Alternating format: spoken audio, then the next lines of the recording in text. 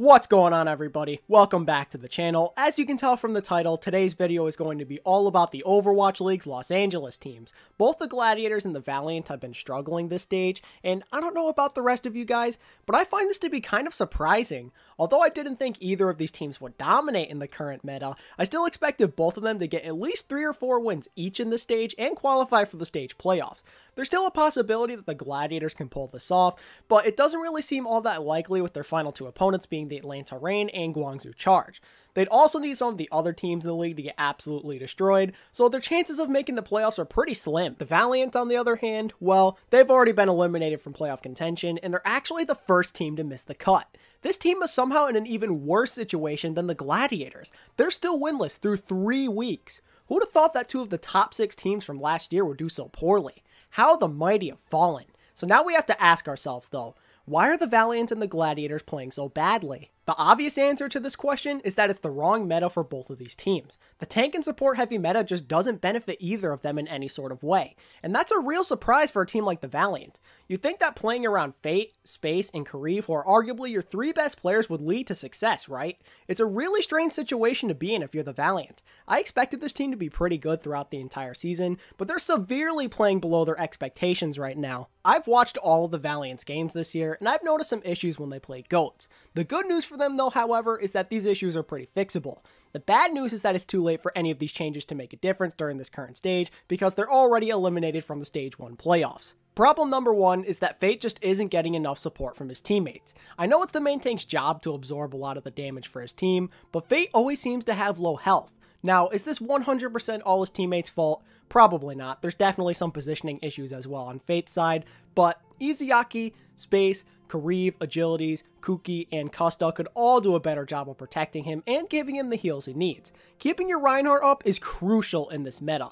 The rest of your team is completely exposed to enemy tank ultimates, Zenyatta spam, and high charge Zaryas when your Reinhardt is dead. Another problem with this team is Kariv's ultimate usage when he plays Zarya. He needs to get better at those Graviton mind games because his Grav gets eaten by enemy divas far too often. And that's a big problem. Grav is an ultimate that can often decide the outcome of a fight, and throwing away such a crucial ultimate puts your team in a position where winning a fight becomes much harder. Think about it like this. If a diva eats your Grav, then the enemy supports may not have to throw ultimates out to keep themselves alive. They can save the ult for another fight, which could then put you at a major disadvantage later on, especially if you don't have any of your own support ultimates. The next issue lies within Space. Not only has he been playing below expectations, but he can't ever seem to eat any Graviton surges either. A lot of the best teams in the league right now have diva players who usually eat up a Grav or 2 during each series. Space seems to be struggling to do this, and I have no idea why. He's such an intelligent player who I've seen eat an absurd amount of enemy ultimates in the past. I know Space can play better than how he's been playing through the first 3 weeks of the year.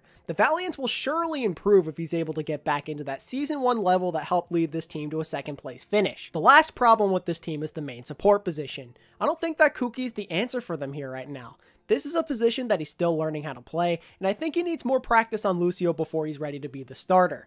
Kuki has died early in fights a lot, and really hasn't looked that good from a mechanical standpoint either. It's painfully clear that he does not yet have the experience needed to play this position. I have one question to ask before we move on.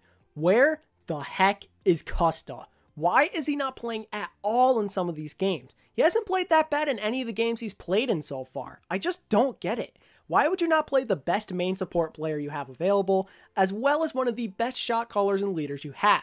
What reason do you have to play Kuki over him? Is his synergy with the team really that much better than when Costa is in? The Valiants need to fix this main support problem if they want to have any sort of hopes of turning their season around. That's enough about me complaining about this team though. Let's move on to the Gladiators because they are losing for much different reasons. First off, this is not a meta that suits the way they play.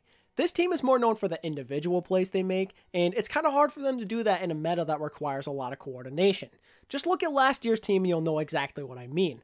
Surefour and Hydration made a lot of crazy plays on their signature DPS heroes, while Fissure did a lot of stuff by himself on Winston. It's nearly impossible for the Gladiators to pull this off in the current meta. DPS heroes are pretty much useless right now, and crazy individual plays just don't happen very often. I think this team could play a lot better in a more DPS-centric meta. Having Surefour, Decay, and Hydration play heroes that are more in their comfort zone will most likely help this team be a bit more successful. I'm sure that Roar could help replicate some of the things that Fissure did last year for the team as well. Another reason why I think this team hasn't been playing that well is because the team is still adjusting to the new players on the team. I'm sure that Roar and Decay, who are both South Korean, are still not quite where they need to be with their English, so the synergy may be a little off. The Gladiators should improve steadily as their communication becomes easier for them. I think that not having Bishu available due to illness has also been hurting this team.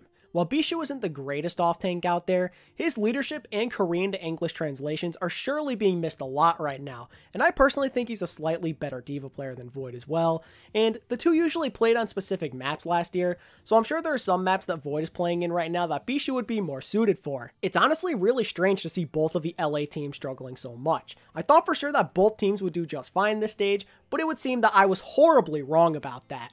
Both teams have a lot of work cut out for them if they want to turn things around, but I'm confident they can both bounce back. They've dealt with adversity in the past, and they could be better than ever later in the year if they just work hard enough. And that's going to wrap up today's video, ladies and gentlemen. Let me know your thoughts on both teams down in the comment section. I'm interested to hear what other people have to say about their struggles, so seriously don't hold back at all here.